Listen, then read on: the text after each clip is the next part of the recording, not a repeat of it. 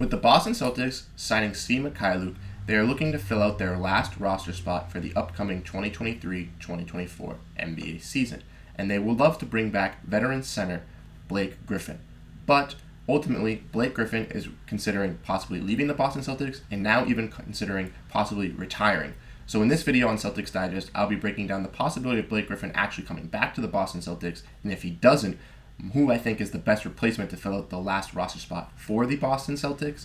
And then also we're going to be talking about the superstar duo of Jayson Tatum and Jaylen Brown being featured in a new documentary coming out with the NBA. So welcome back to Celtics Digest. I'm Bruce Veliz, and if you're not subscribed, make sure to hit that red subscribe button. As you can see, 95% of our viewers are not subscribed, so we'd really appreciate it if you guys hit that subscribe button, tune to Celtics Digest for your Celtics content, and we'd greatly appreciate it here. And let's get into our first topic at hand, which is the Jays being featured in a new documentary. And I'm really excited about this. If you haven't checked it out yet, it is on the NBA's actual YouTube channel, so you can watch it. It's a 2.5-hour documentary, and it features Jayson Tatum and Jaylen Brown in a short clip about them themselves. It also will dive into other superstars in the NBA, including Jamal Murray, Trae Young, Luka Doncic, Shai Gilgeous-Alexander, even guys like De'Aaron Fox, Scottie Barnes, and Donovan Mitchell. And each participant that was featured in this documentary shared what got them to the league and what they hope to do next. Now, from watching Jaylen Brown and Jayson Tatum's documentary pieces, I could say that they actually spoke very well, and I was actually very happy about what they talked about.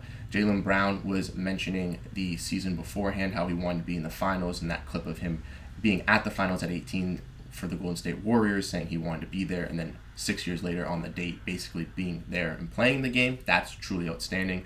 He's talking about how he loves music compared to sports as well, and how that culture helps him out and stuff like that. And it was just great to see Jaylen Brown actually wanting to train and focus, and you could see that in his documentary he was very focused on winning and wanting to be with the Celtics and actually having a long established career. And that, as a Celtics fan, makes me very happy to see one of my superstar players actually contributing and wanting to be part of this franchise. Same thing along the lines with Jayson Tatum as well. In his documentary, it was mainly focused on him and Deuce more, talking about how he was not the keenest when Deuce was born, obviously, as he was very young, but as he grew older, he started to like being a father and was very happy that he had Deuce alongside of him and that he always has Deuce. Also went into his basketball motives, talking about how he always wants to be the last one in the gym, last one working out. And that really strives to show Celtics fans that Tatum is that guy and he wants to be that main focus guy for the Celtics. And if you missed my video yesterday where I talked about Jayson Tatum in his interview, he also mentioned how he wanted to be a part of the Mount Rushmore of Celtics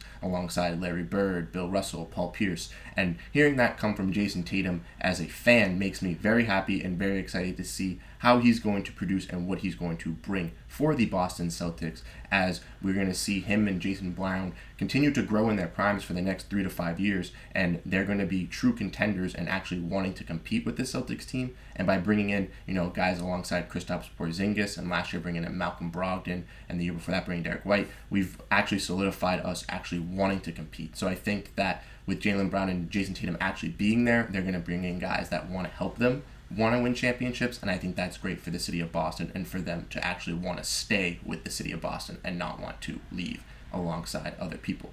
Now, let's get into the next topic, which is featuring Blake Griffin and talking about him, and he possibly could be gone, and that's very sad to say as a Celtics fan, as I really liked Blake Griffin before he came to the Celtics. I liked him on the Clippers with Lob City, and then obviously there were always rumors of Blake Griffin possibly coming to the Celtics in the middle, near the end of his prime when he was kind of getting banged up on the Clippers. There was always a possibility that the Celtics were interested. A lot of Celtics fans really wanted to bring Blake Griffin into the Celtics, and even though now we've gotten him toward the end of his career where he's mainly just a locker room guy, third center type dude, he still has a big part of the Celtics locker room and culture that he preaches, and I think that a lot of Celtics fans like that he's there, and I think that a lot of Celtics teammates obviously appreciate him as well as a great leader and role player in the locker room. So I think that for the Celtics, this will be a big loss if he does leave. Now, from Adam Himmelsbach, we can see that there was a report that the Celtics would likely welcome a return by big man Blake Griffin, who played well last year and was a strong locker room presence.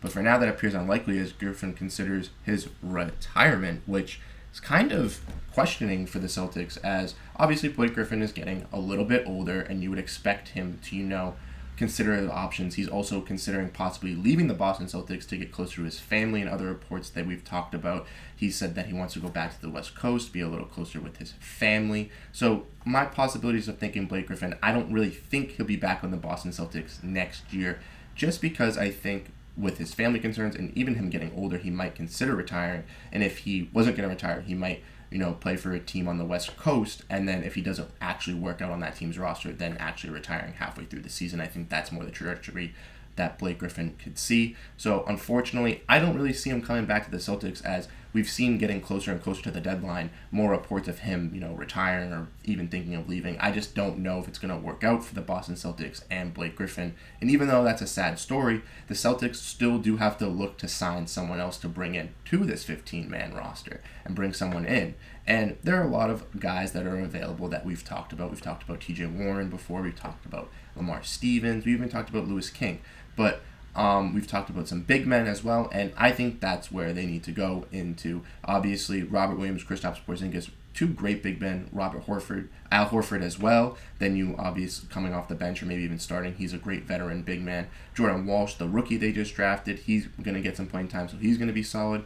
But I think that they need to get one more big man in this team, and I think a great guy that they could bring in would be JaMychal Green. Now, JaMychal Green last season averaged 6.4 points, 3.6 total rebounds, and 0.9 assists, shooting around 54% from the field and around 38% from three and 77% from the free throw. JaMychal Green, in my opinion, has been a solid bench piece for a lot of teams. I know recently he's played with the Warriors and the Nuggets, so he does have some championship experience. Obviously, playing with the Warriors last year, he was kind of a mixed 4-5 for them. Then with the Nuggets as well, he was kind of a 4-5. And I remember him on the Grizzlies a couple years back, where he was a grit and grind 4-5 and was actually a solid piece for them. So I would really like for the Celtics to pursue JaMychal Green, as I think he could help out at the 4 position alongside the 5, as Kristaps Porzingis and Robert Williams, yes, they're great centers, and Kristaps can play the 4 and the 5. Horford can play 4 and 5 as well. Horford's getting older in age, could see some injury history coming up with that. Same thing with Kristaps, we have that whole foot issue now, so we will have to deal with some injury problems probably throughout his course in his tenure with the Celtics. And Robert Williams has been an injury question mark his whole career with Boston, always suffering setbacks and always having to play through injuries and then get set back later for the next season. So I think looking to bring in a guy like JaMychal Green could actually kind of help that out, as he can play the 5 and he can play the 4, and it can also help Jordan Walsh, who is being thrown into being possibly a backup for,